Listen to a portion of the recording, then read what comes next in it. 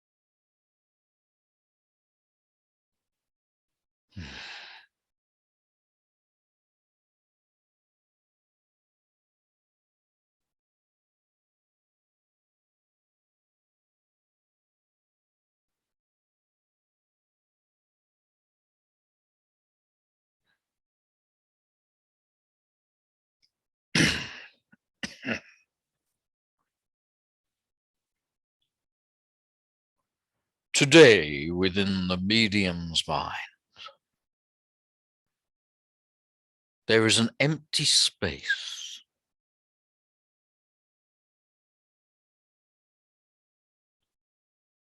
A space of complete quiet.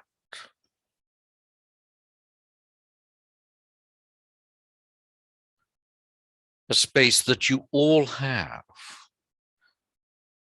within your mental realm, a realm of busyness. There is this point of total peace.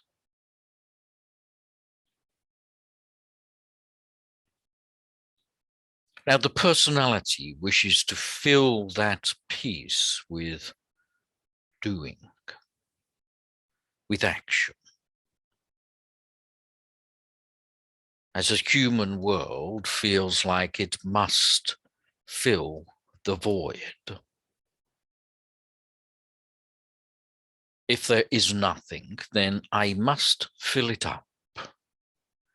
If I have an empty corner of the house, I must put something there.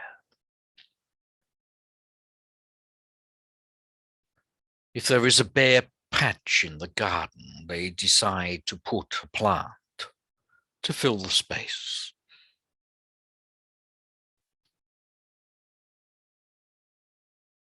But then you commence your spiritual journey and then crave that empty space. Crave that point of not doing, not having to do anything, but finding joy in the path of nothing, the no path, the path where it is directionless, where that sheer act of being comfortable with nothing is a lot more satisfying than doing everything.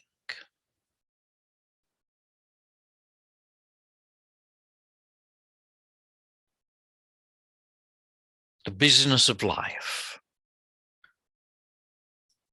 means, of course, you miss this point of solitude.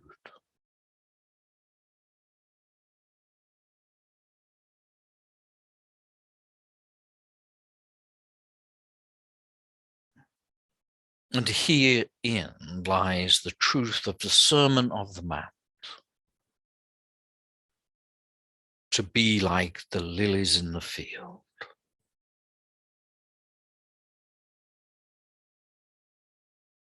Those who have an understanding often talk that this is the flow of life, to sit in that life and let the flow happen around, through, and with them.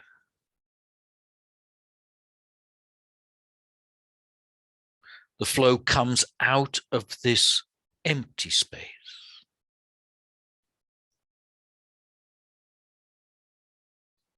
And it creates the world as you see it.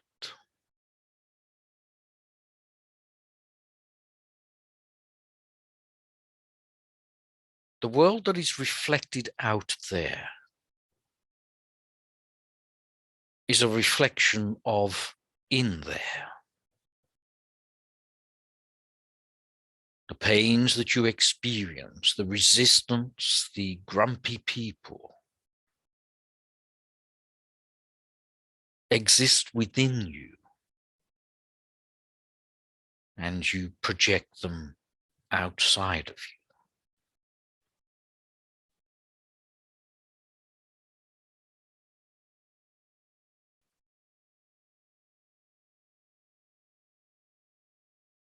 So you must become comfortable with your nothingness.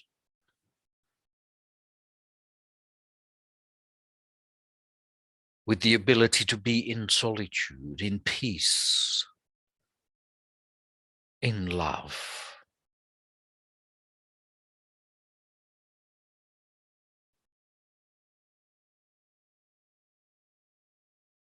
So hence, of course, this is the path of meditation. The stopping of the doing and all the resistance that is felt there, to become content and still and at peace.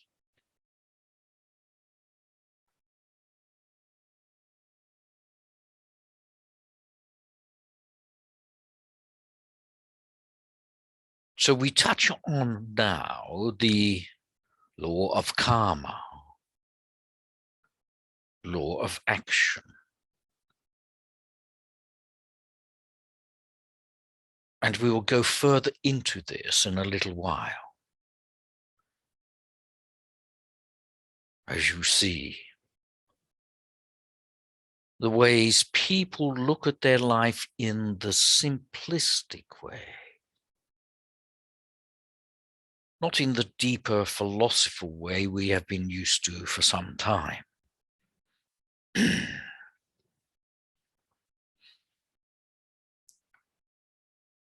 But rather in a way that affects and can be seen in your life as you live it.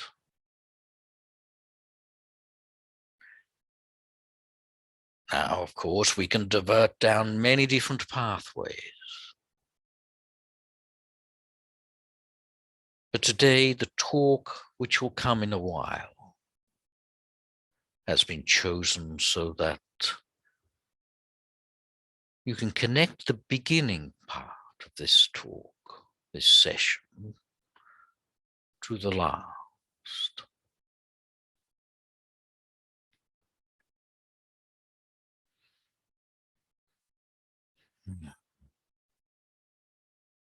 Now, I believe we have some names on the healing list. May I have those in just one moment?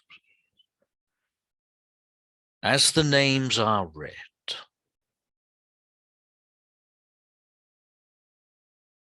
let the words come through your heart.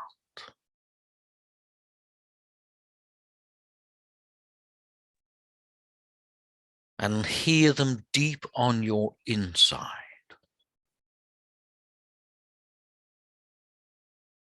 And you too will be part of this healing process as I work with them through you.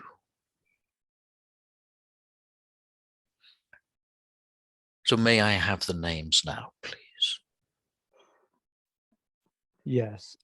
Jetta Gordon, Jeannie Brooks, Craig, Karen, Jasmine, and Chantel, Michelle C., Lori, Angelina, George, Andreas, Stephanos, Irene, Stella, Dimitri, Miria, Maxine and Mike Eskins, Helen, Ellen and Adam, Teresa, Denise and Steve, Warren, Carl B., Gareth, Rohan, Mark, Kristen Howard, Bob and Kath, Michelle E., Tracy, Eric, Stephen, Matthew, Jill, Katie, Marianne, and Jody.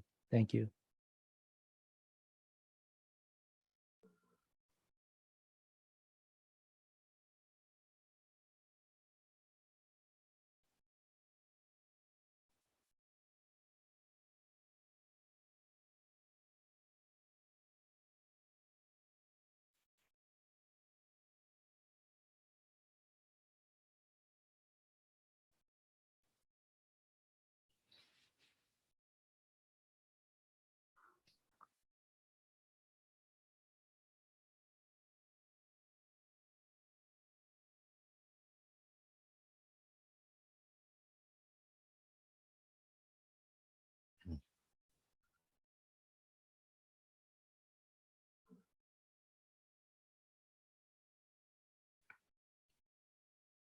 So let us begin our talk.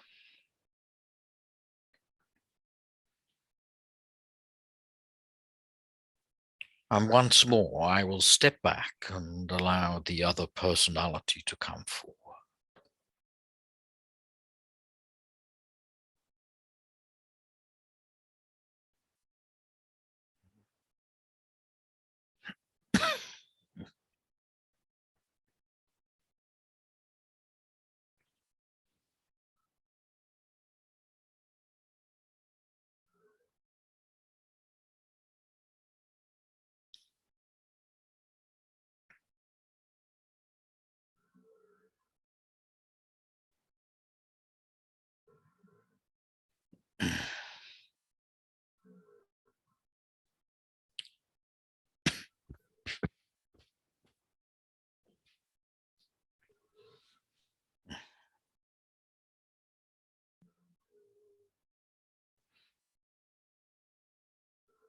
There was an experiment that was done ages ago where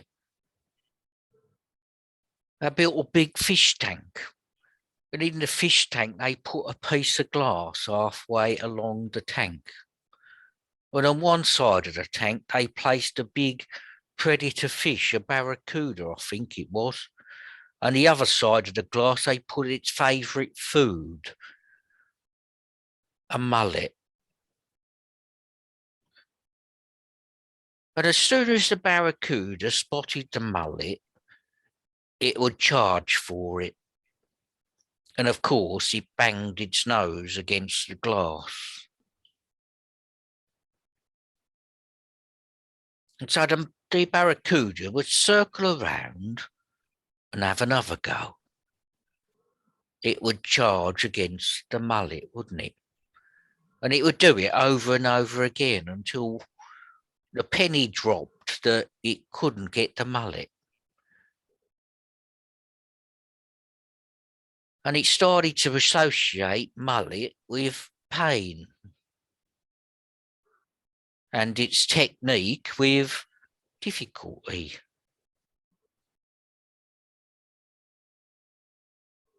And after a period of time, the divide was removed. And then the mullet and the barracuda could live in harmony together for a while. The mullet never went to the barracuda's side, and the barracuda didn't think it could go to the other side. It gained a belief. It started to associate pain and difficulty.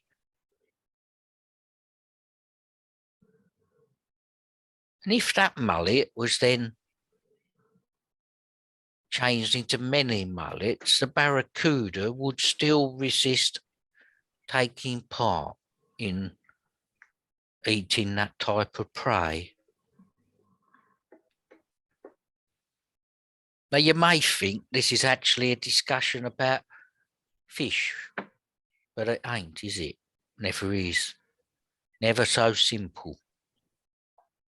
If you want to know about it, have a look at the Woods Institute. Ocean people. Anyway, the point of this is to say, after a while, you believe what people tell you. You believe what people tell you about you. And you start to associate the world with what people have told you before, haven't they? And in doing that, then you restrict yourself, you restrict your life. If you're told you weren't good enough, you believe you weren't good enough. And you live like you ain't good enough. You see, life ain't about having life easy, having everything you want, is it? Those people who seem to have everything they want have just as many problems as the others, slightly different, of course, but in essence, they're exactly the same. What's different is the thought process. The realization that the problems that they face ain't nothing to do with their happiness. Ain't nothing to do with all the things that go wrong. You see, your life is a reflection of what you believe. If you believe everybody's not good and is out to get you, then you will see it in the external world. And you've heard this before. And you've heard it many times. It's not uncommon, is it, for these words to be said? But why am I talking to you about them today when we're supposed to be doing deeper philosophy?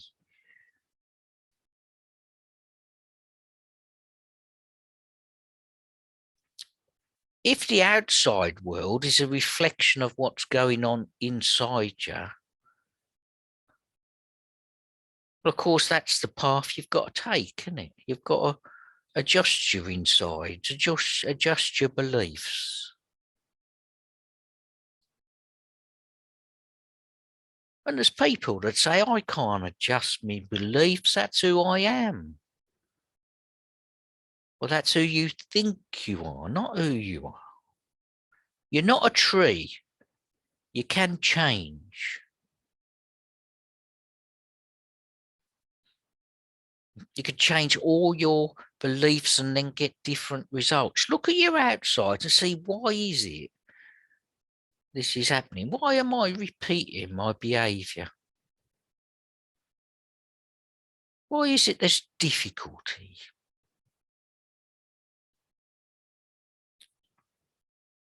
And this is what he's talking about when he started the, the law of karma. See, of course, karma means action, doesn't it? And if there's action, then you can make the action yourself. Karma isn't about fatalism. You'll get what you've always got, or somebody will balance the ledger up. And you get badness because you were bad. Karma's about you taking control of your life rather than just letting it happen to you.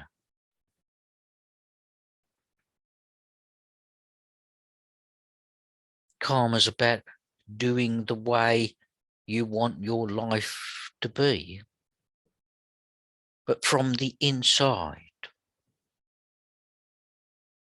So this is a point of going back into the stillness, the silence, the center of the donut.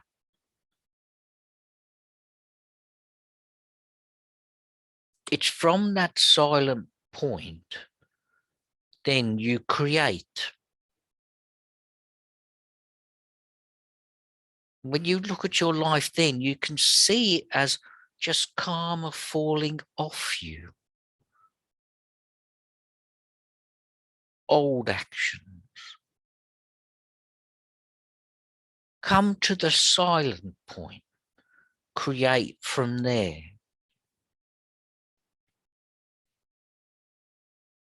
Create your desire. So the human race thinks they ain't creators. Or the body isn't. The mind in all its busyness isn't. But the mind in its depth is.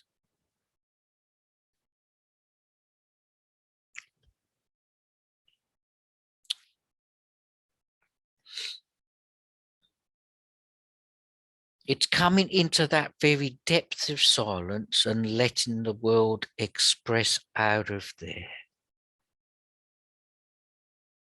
And what you meet in that silence is the fundamentals of life. You meet the entities of spirit. You meet the depth of knowledge.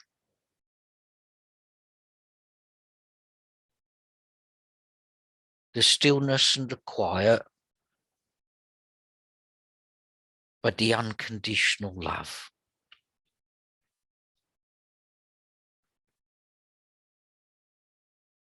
And if that was your foundation, then the mountains of problems that you face seem to just diminish a little bit.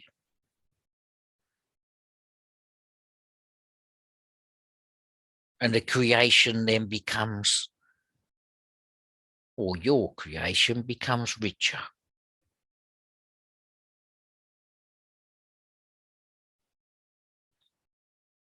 And then you can be happy despite your problems. They still come, but you get over them quicker.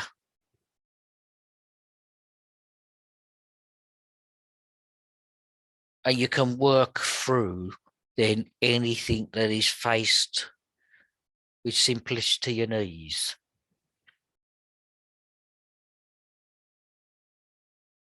The joy of your true nature, the joy of your simple self in all its complexity. That's what's meant by the mind that creates the problem is not the mind that fixes the problem.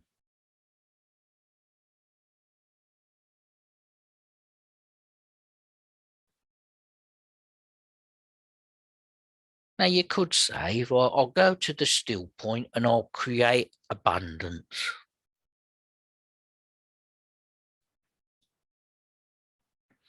And you can do that. But unless you fix your way of looking at life, then it won't change anything. Moving from one country to another won't change a thing. I've tried it.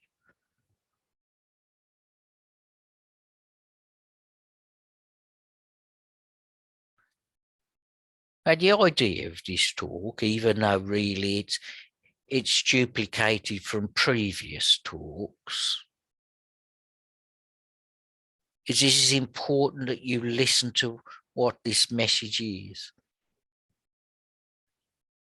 And you listen to the depths of understanding yourself.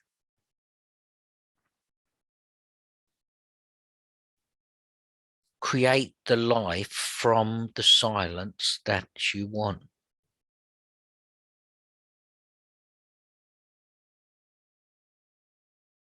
Have you noticed that those who meditate have more peace in their life? Well, there's your evidence. So I'm going to go, well, not because this is end, because we want to take it deeper. All right, I'll see you next week. Ta-ra.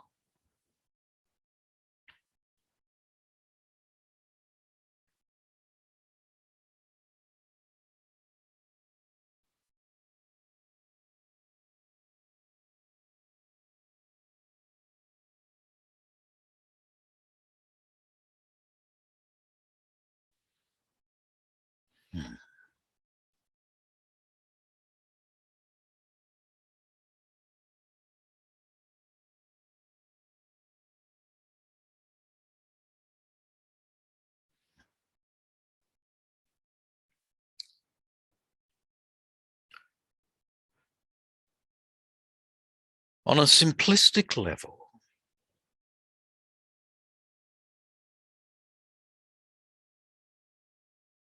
you create the life and live that life according to your memories and beliefs, which stretch beyond the physical world or the physical life that you are living.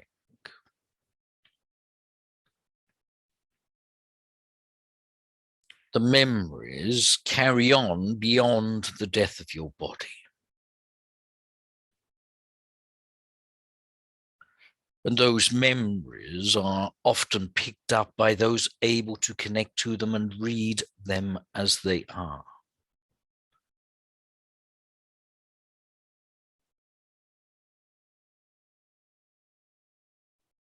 But you see, this will still ensure that the cycle of life is forever lived.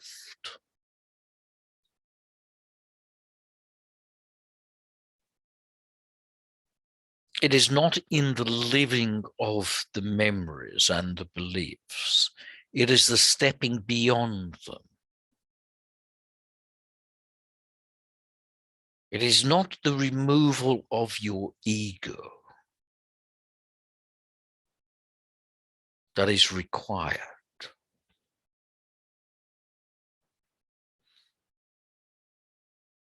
It is not the battle against the personality, or in essence, you could say the battle against nature, the physical, the matter, the form. It is not that that is required of you.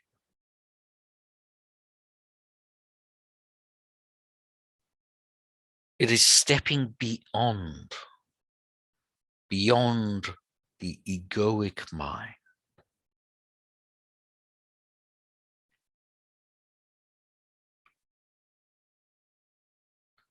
And then you can watch the ego at work.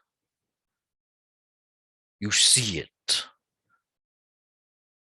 You see it play its game. But you do not associate with it.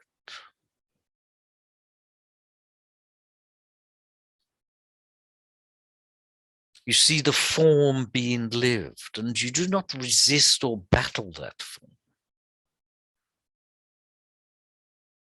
You step to one side and you observe the play. You step beyond the physical into the formless. But for 80 years, you are connected to that form, that personality, and you observe it in all its actions, claiming nothing for yourself, but seeing it all part of the existence.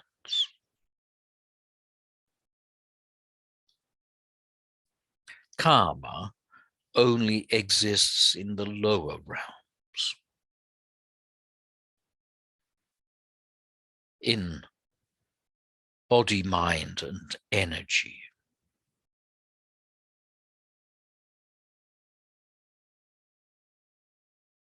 The three causal, mental, and the physical. Step beyond all of these, and the world of karma has gone.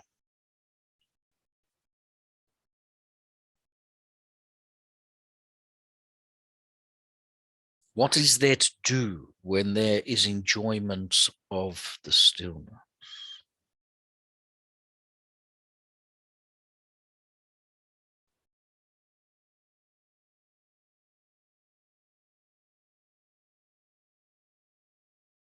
Some time ago, we spoke about the blockages that are in the way.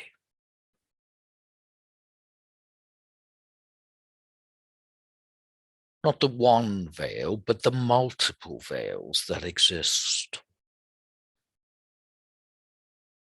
The veil that exists between what you perceive to be physical and then mental, and then between mental and causal world.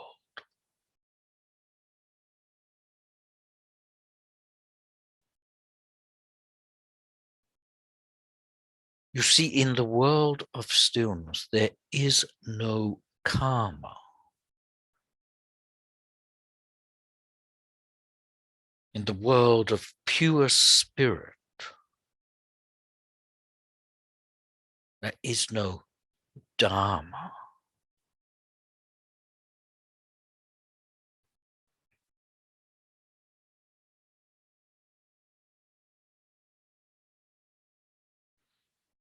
The teachings of the Buddha,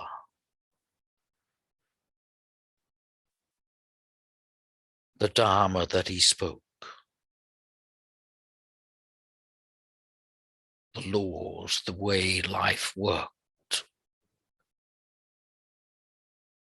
was to take the student to the depths, to confuse and to remove the obstacles of mind, to bring them into the no Dharma place of existence.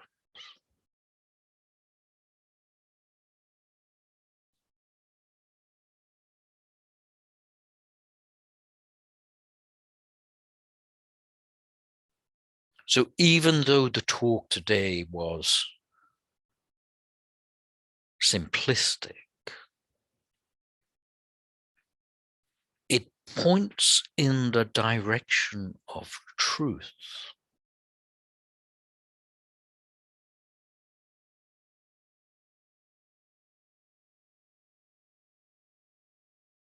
And your journey must be into your stillness.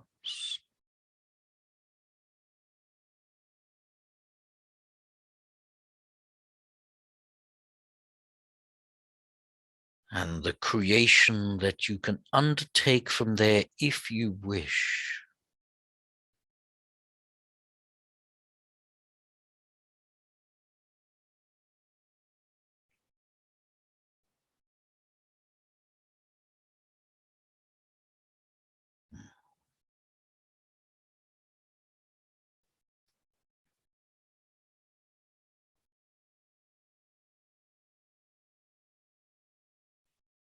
Now you can experience this for yourself rather easily.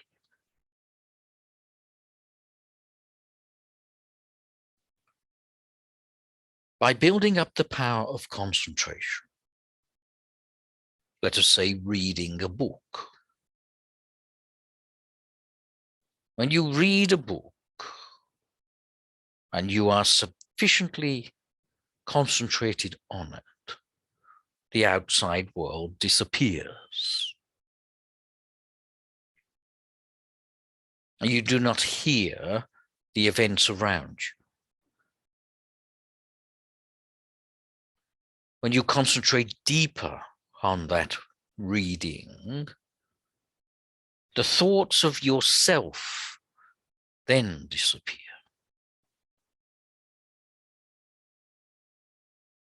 And there just appears to be the act of reading and the book.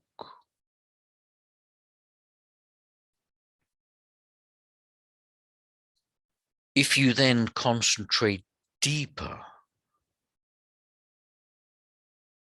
you become one with the book.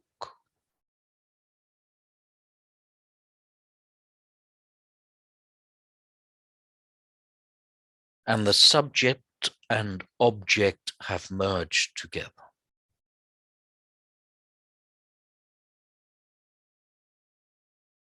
But reading is still taking place.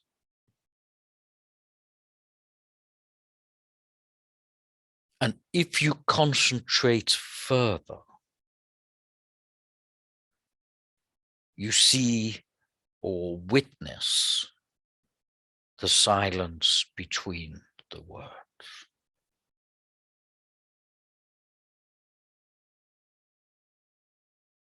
And then the silence exists. And the words are just in the way.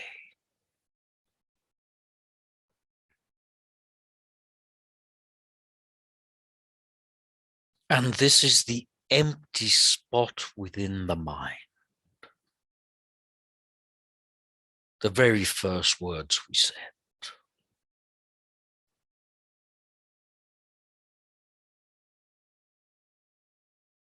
Now you can all undertake that activity and get the result that I mentioned.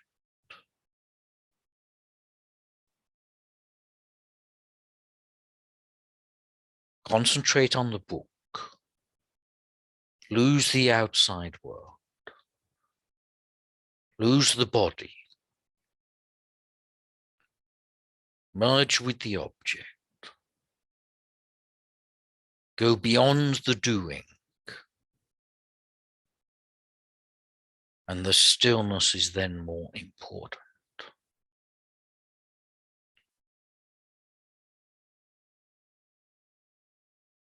And then what you decide to do from that position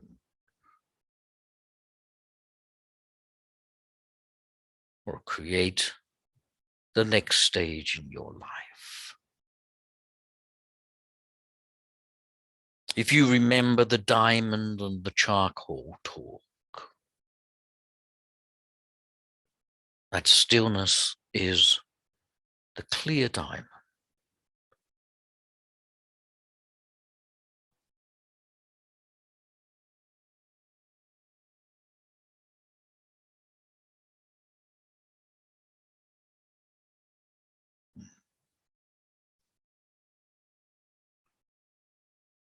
So next time you pick up that book and begin your process, let yourself go into the book.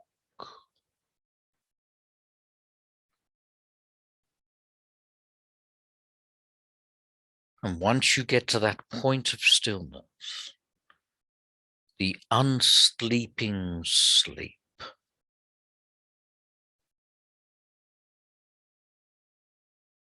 the bliss awaits you.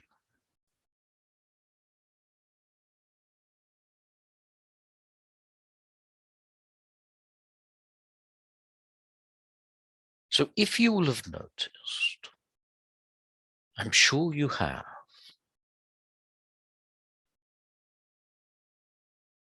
that at the end of these talks, for the last 4 or 5 weeks,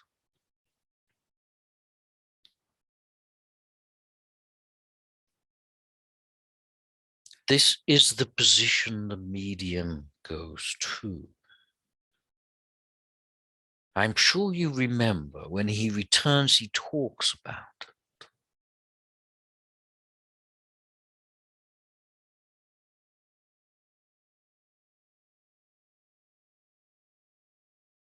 He talks about going through that point of complete stillness,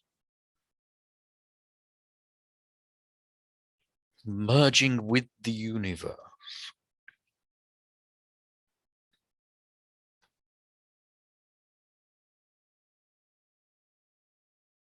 You too can go to that point. It is for everyone. It is your truth.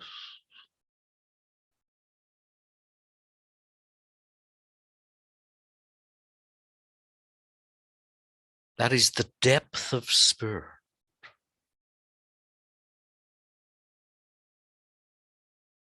That is why spirit is everywhere.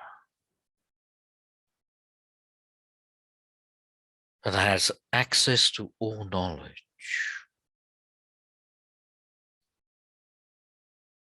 and sits in the joy of unconditional love.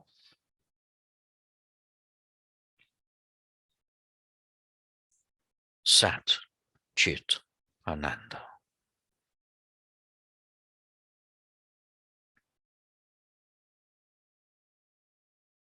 So I do not point out, but I invite you in. Not to witness spirit from a distance,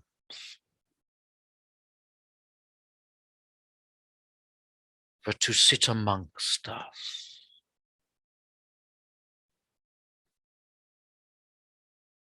You too will sit on the right-hand side of God.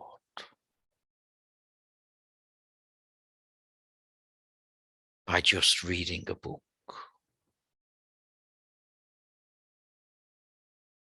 And noticing the page with the words written on.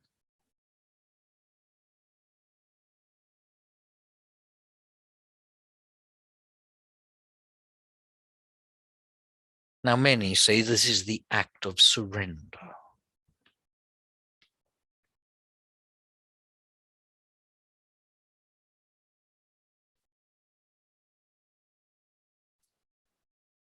There is truth in that. Not quite in the way you think.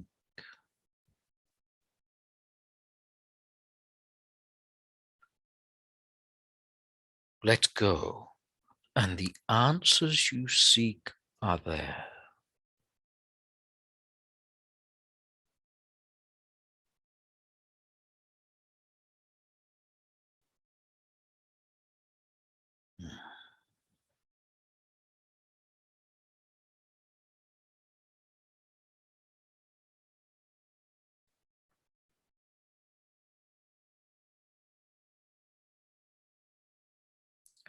So in the healing,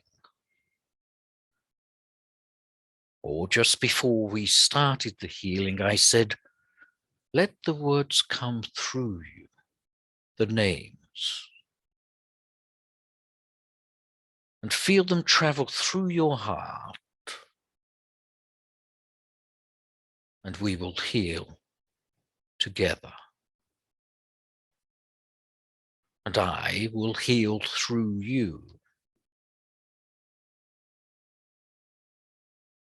Spirit will heal through the medium.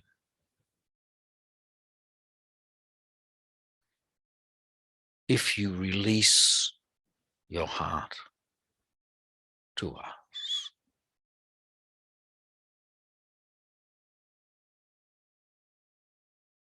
So I invite you all to come and sit amongst us in the world of the undying. The internal paradise. Heaven as it walks on earth.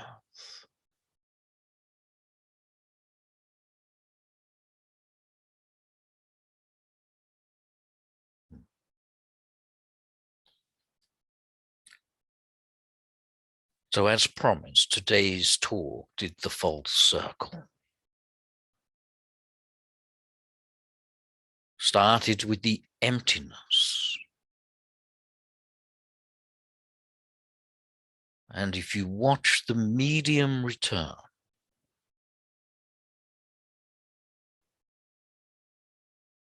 if you are sufficiently clear yourself,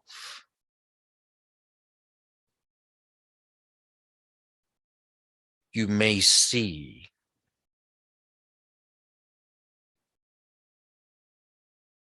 the very space and hole that you will jump in yourself.